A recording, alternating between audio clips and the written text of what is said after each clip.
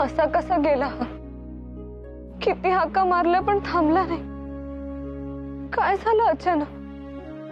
किती मनापासून बोलत होता. असं वाटत होतं आम्ही वेगळ्याच जगात गेलो. सुरंगी तुला माहितीये, लहानपणी त्या भिंतीपाशी भेटणारा आणि नंतर मंदिरात औषधी पाण्याच्या कुंडात बुडताना वाचवणारा मुलगा हाच होता. काय सांगते साऊ?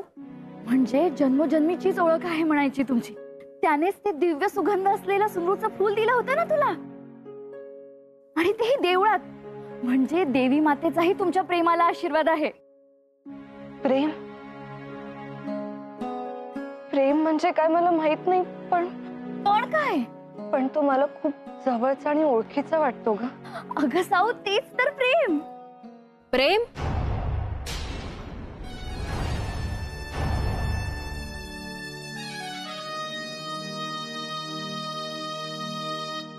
कोणाच्या प्रेमाबद्दल बोलताय तुम्ही? काय ग सावित्री, त्या रानटी मुलाच्या प्रेमात तर नाही ना पडलीस तू? रानटी का म्हणताय महाराणी? उलट नगरातल्यापेक्षा रानातले लोक प्रेमळ, निस्वार्थी, विश्वासू आणि स्वच्छ मनाचे असतात. रानातल्या माणसांवर तीळ मात्रही विश्वास ठेवू नकोस. राजवाड्यातल्या धनसंपत्तीच्या लोभाने चोऱ्या माऱ्या करण्यासाठी गोड बोलून ओळख वाढवतात ते. पण महाराणी, लांब कशाला? आत्ताच बघ ना, तुझा तो मित्र सत्यवान तुझ्याशी बोलता बोलता अचानक निघून गेला तो, आणि पुन्हा इथे कधीच येणार नाही असंही सांगून गेला. बरोबर, इथे काहीही मिळणार नाही हे कळलं असेल ना त्याला. तुझ्या मनाची थोडी सुद्धा पर्वा केली नाही ग त्याने, मित्र या नात्याने. बघ, असेच असतात रानातले लोक. त्यांच्याशी मैत्री वाढवण्याचे दरिद्री विचार सोड आणि तू तुझ्या दालनात जा आणि विश्राम कर.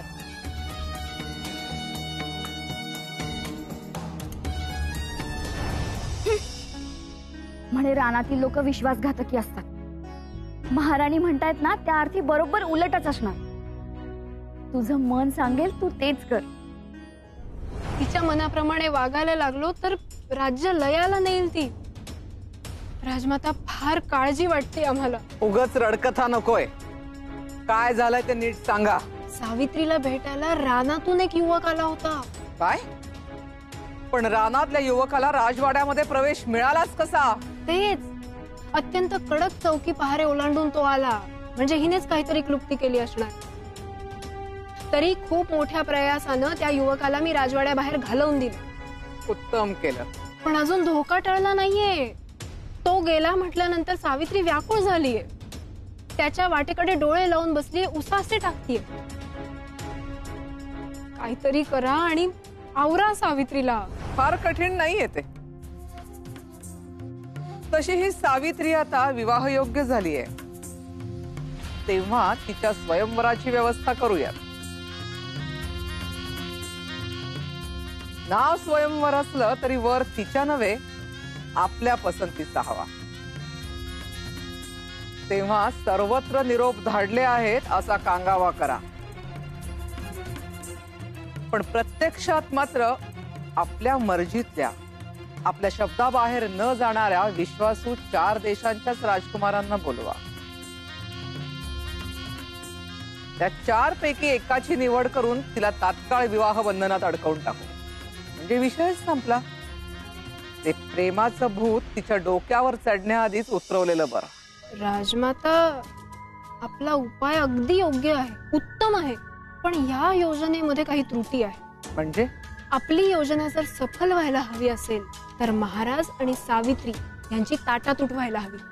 ती कशी करणार? माझ्याकडे आहे उपाय. बोला.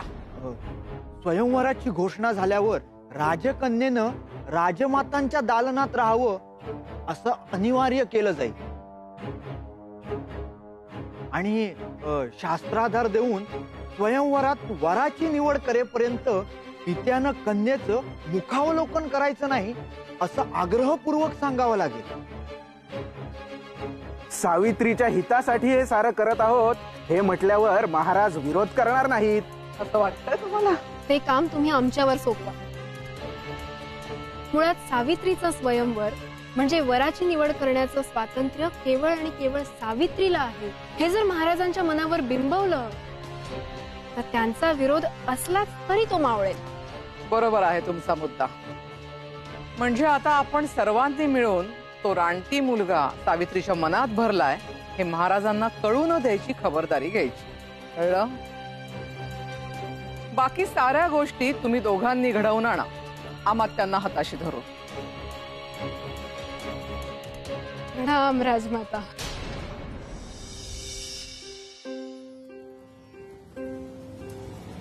काय ग, जेवायचं नाही का तुला? नाही, भूक नाहीये. तो गेलाय ना, मग आता कशी लागेल तुला भूक? तसं नाहीये ग, पण तो पुन्हा परत कधीच इथे येणार नाही असं महाराणींना कसं सांगू शकतो? तू ऐकलंस का तुझ्या कानांनी? नाही. खरंच इतके अनुभव येऊन सुद्धा भोळी ती भोळीच राहिलीस तू. महाराणींच्या बोलण्यावर इतका विश्वास कसा ठेवलास? तोही तितकाच प्रेमात आहे तुझ्या, ते स्पष्टच दिसत होतं. त्याच्या बोलण्यातून, त्याच्या वागण्यातून, त्याच्या नजरेतून. नको गो बोलूस असं, माझ्या छातीत धडधडायला लागतं. थांब, आत्ताच जाऊन महाराणींना सांगते, म्हणजे त्या ताबडतोब तुला दालनात कोंडून ठेवतील. सत्यवानाला तर त्यांनी घालवलंच आहे. पण आता करायचं काय? सत्यवान आणि माझी परत भेट कधी होणारच नाही का ग? मला भेटीची ओलीशी आशाही दिसत नाहीये. खरंच किती विलक्षण असतं ग हे प्रेम. इतका साधा आणि सोपा उपाय असूनही ध्यानात येत नाहीये तो तुझ्या. साधा आणि सोपा उपाय म्हणजे? महाराजांना सत्यवान आवडलाय ना? हो. अगं मग तू तुझ्या लाडक्या तात्यांशी बोल, सांग तुझ्या मनातलं, आणि त्यांची परवानगी घेऊन जाऊ आपण उजळ माथ्यांनी रानात आणि बोलू सत्यवानाशी. त्यात काय? किती हुशार आहेस ग सुरंगी.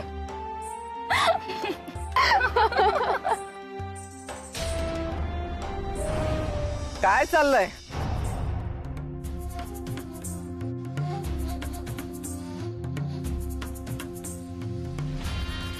प्रणाम राजमाता.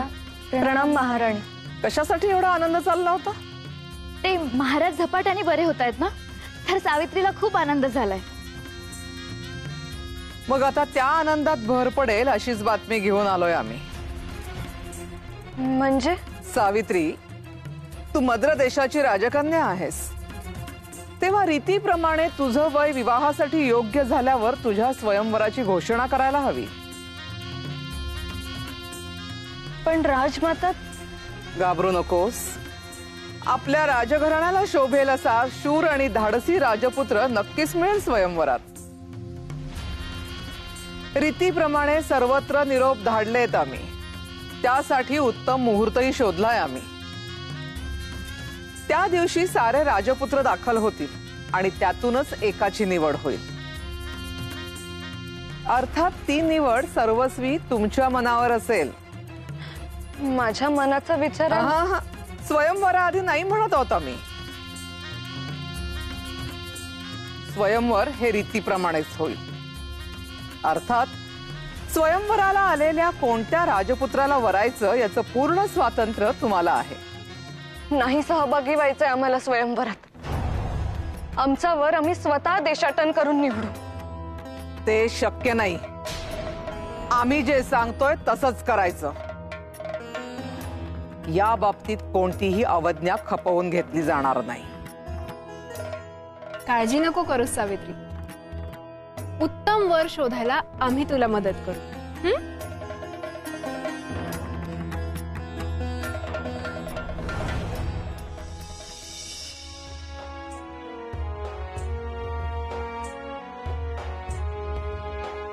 ज्या क्षणाची आपण आतुरतेने वाट पाहत आहोत त्या राजकन्या सावित्रीच्या स्वयंवराचा सोहळा जवळ येऊन ठेपला आहे.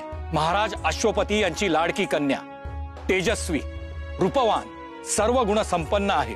तिच्या गुणांची आणि सौंदर्याची कीर्ती ऐकून कित्येक राजकुमारांनी स्वयंवराला उपस्थित राहण्याचं धाडसच केलेलं नाही.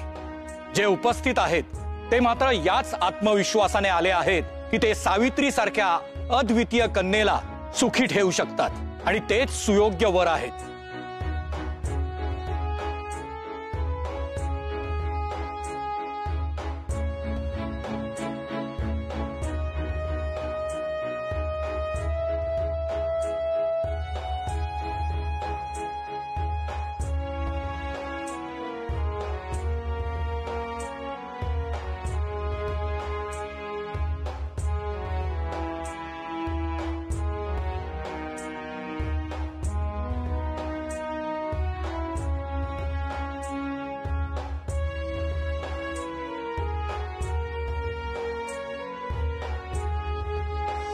सुरंगे, आत्ताच जाऊन तातांना सांगून येऊ का की मला हे सारं नकोय ते? वेडी आहेस कसा? स्वयंवराची घोषणा केल्यापासून तर वराच्या निवड होईपर्यंत तुला महाराजांना मुखदर्शन द्यायचं नाही असं सांगून राजमातांनी तुला स्वतःकडे करून ठेवलंय. आणि या क्षणी आता त्या तुला महाराजांशी बोलू देतील असं वाटतं तुला? मग आता काय करायचं? एक काम कर, स्वयंवराची सुरुवात करावी.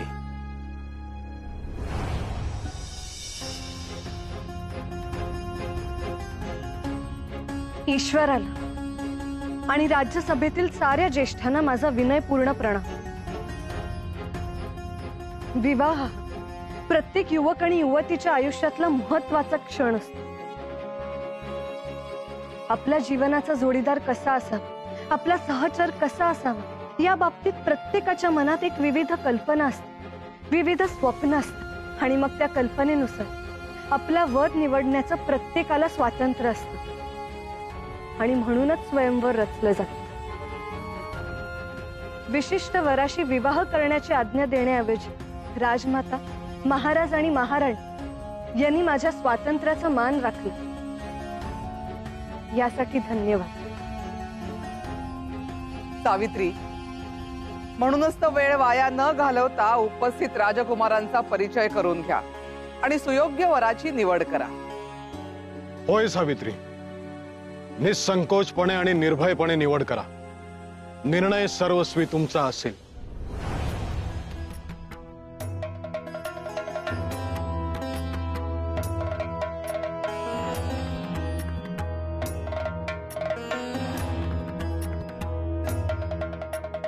हे पालाश राज्याचे युवराज अनंग.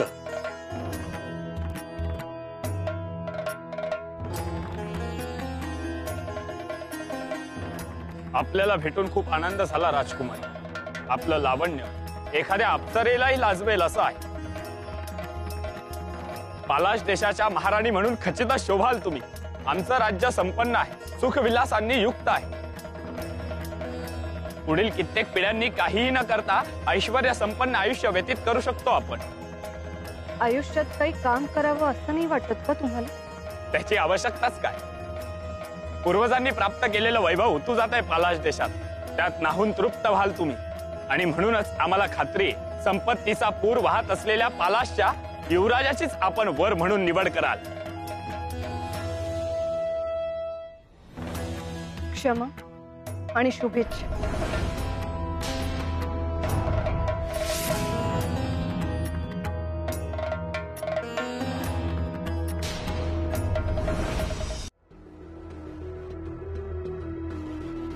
हे कौशल देशाचे राजकुमार कुशलबाहू आहेत राजकुमारी.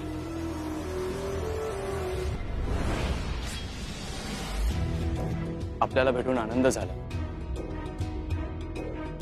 मूल्यवान आभूषण हे वीरपुरुषाच्या मनगटावर किंवा कंठात शोभून दिसतं. आमचं नाव कुशलबाहू आहे. रणांगणावर शौर्य गाजवण्यासाठी आम्ही प्रसिद्ध आहोत. तेव्हा आमच्या शौर्याला तुमच्या सौंदर्याची आभूषणाची साथ शोभून दिसेल. आमची महाराणी म्हणून अशाच एका सौंदर्यवतीच्या शोधात होतो आम्ही. स्त्रीनं शोभिवंत असावं, दिसावं आणि राज्याला पुत्र वारस द्यावा अशी आमची धारणा आहे. आणि त्या निशंकावर तुम्ही पूर्ण उतरता. तेव्हा तुम्ही आमची निवड कराल याविषयी आमच्या मनात मुळीच शंका नाही. परंतु आमचे निकष आपल्या निकषांशी जुळत नाही. त्यामुळे क्षमा आणि शुभेच्छा.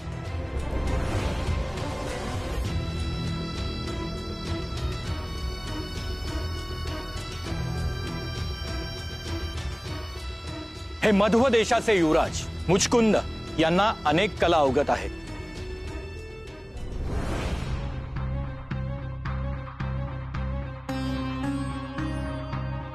पण आपल्या सौंदर्यापुढे त्या सुद्धा अगदी फिक्या आहेत. पण आपले सौंदर्य आणि व्यक्तिमत्व पाहून आम्ही इतके भारावलो आहोत की आपण जर आमच्या महाराणी झालात तर आम्ही दिवस रात्र आपल्या भोवती रुंजी घालू,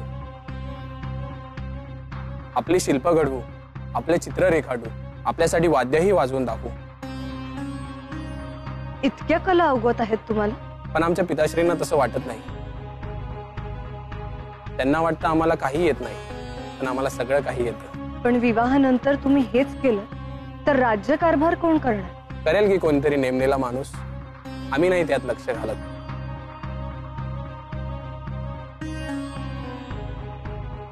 शुभेच्छा.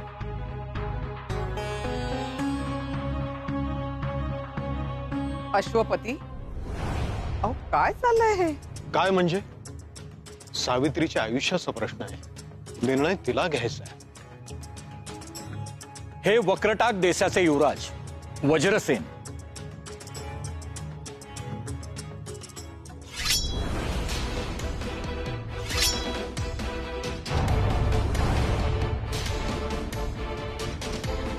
या वज्रसेनने आजपर्यंत नकार ऐकलेला नाही आणि पराजयही पाहिलेला नाही. वक्रटाक राज्याच्या सीमा विस्तारण्यासाठी आणि नवा भूभाग जिंकण्यासाठी ह्या वज्रसेनानं तुंबळ युद्ध केली आहेत आणि रक्ताचे पातही वाहिलेले आहेत. तेव्हा राजकुमारी सावित्री, घाला ती वरमाळा आमच्या गळ्यात. आम्हाला आज्ञा करण्याचा अधिकार तुम्हाला कोणीच दिलेला नाही युवराज वज्रसेन. त्यामुळे म्यान करा ही तलवार आणि तुमचा अहंकारही. ही वरमाला आम्ही आमच्या पसंतीच्या युवकाच्याच गळ्यात घालू आणि आम्ही तुम्हाला निवडलेलं नाही. तुम्हाला सन्मानपूर्वक निमंत्रण होतं ते स्वयंवराचं. ते आता समाप्त झालं आहे. राज पाहुणचार घेऊन आपण निरोप घेऊ शकता आणि इथे कोणताही रक्तपात आणि अनवस्था प्रसंग खपवून घेतला जाणार नाही हे लक्षात ठेवा.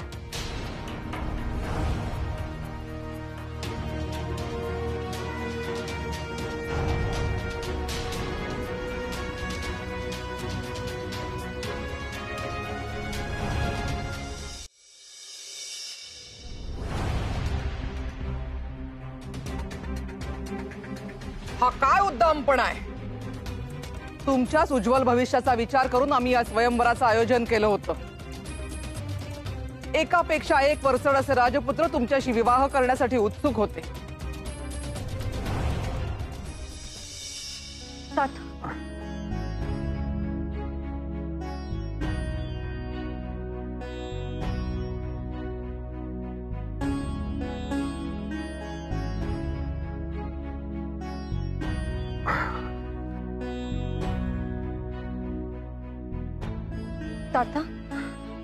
काही वाद चालला होता का? नाही, वाद असा नाही, पण राजकन्या सावित्रीचं हे वागणं आम्हाला पटलेलं नाही.